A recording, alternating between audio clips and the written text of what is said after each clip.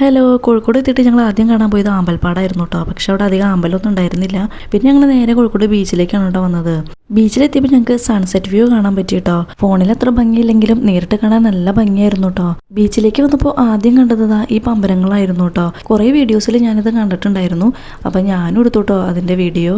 പിന്നെ കോഴിക്കോട് ബീച്ച് എനിക്ക് ഭയങ്കര ഇഷ്ടപ്പെട്ടു കേട്ടോ. ഭയങ്കര നീറ്റ് ആൻഡ് ക്ലീൻ ആണ് കേട്ടോ. അവിടെ ഇരിക്കാൻ ഇഷ്ടംപോലെ സ്പേസ് ഉണ്ട്. അവിടെ ഇരിക്കുന്നിടത്താണെങ്കിലും അതുപോലെ വോക്ക് വേ ആണെങ്കിലും നല്ല നീറ്റ് ആൻഡ് ക്ലീൻ ആയിരുന്നു. ഒരു ബീച്ചിലും കാണാത്ത അത്ര ഒരു നീറ്റ്നെസ് എനിക്ക് അവിടെ കാണാൻ പറ്റി കേട്ടോ. എനിക്കതുകൊണ്ട് ഭയങ്കര ഇഷ്ടപ്പെട്ടു അവിടെ.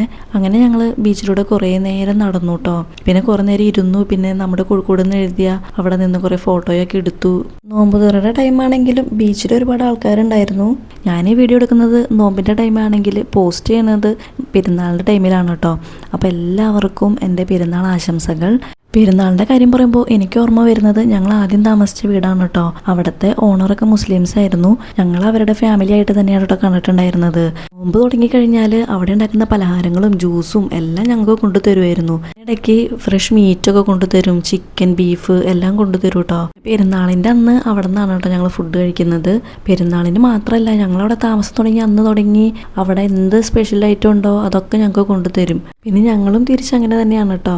അവിടുത്തെ ഉമ്മ, വാപ്പ, ഇക്ക, അവരുടെ മോള്, അവരുടെ റിലേറ്റീവ്സ്, ആ നാട്ടുകാര് ഒരു വഴക്കോ കാര്യങ്ങളോ ഒന്നും ഇല്ലാതെ ഒരുപോലെ സ്നേഹമുള്ള ആൾക്കാർ. ഞങ്ങൾക്ക് ഒരിക്കലും മറക്കാൻ പറ്റാത്ത ആൾക്കാരാണ് കേട്ടോ. അതുകൊണ്ടാണ് ഞാൻ അവരെ പറ്റി പറഞ്ഞത്.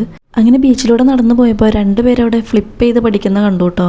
ആദ്യത്തെ ആൾ ചെയ്തപ്പോൾ കറക്റ്റായിട്ട് ചെയ്തു. രണ്ടാമത്തെ ആൾ ചെയ്തപ്പോൾ അവിടെ ഇരുന്ന് പോയിട്ടോ. പിന്നെ എല്ലാവരും നോക്കി നിൽക്കുന്നത് കണ്ടപ്പോൾ ആൾ അവിടെ തന്നെ ഇരിക്കുന്നുണ്ടായിരുന്നു.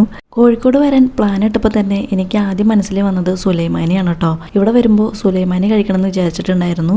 അങ്ങനെ ഇവിടുത്തെ ഫേമസ് ഷോപ്പും കണ്ടുപിടിച്ചിട്ടാണ് കേട്ടോ വന്നത്. ക്ലബ് സുലൈമാനി എന്ന് പറഞ്ഞ ഷോപ്പിലേക്കാണ് ഇപ്പം ഞങ്ങൾ പോകുന്നത്. ഷോപ്പ് എവിടെയാണെന്ന് അറിയാത്തത് കൊണ്ട് ആദ്യം കുറേ നടന്നു കേട്ടോ. നേരെ ഓപ്പോസിറ്റ് സൈഡിലേക്കാണ് ഞങ്ങൾ നടന്നിട്ടുണ്ടായിരുന്നത്. പിന്നെ മാപ്പൊക്കെ നോക്കി ഞങ്ങൾ കണ്ടുപിടിച്ചു. അങ്ങനെ കുറേ നേരം നടന്ന് ഞങ്ങൾ ഷോപ്പിൻ്റെ അടുത്തെത്തി. അപ്പോഴാണ് അറിഞ്ഞത് അവിടെ റിസർവ് ചെയ്യണമായിരുന്നു. നോമ്പിൻ്റെ ടൈം ആയതുകൊണ്ട് റിസർവ് ചെയ്തവർക്ക് മാത്രമേ സീറ്റുള്ളൂ.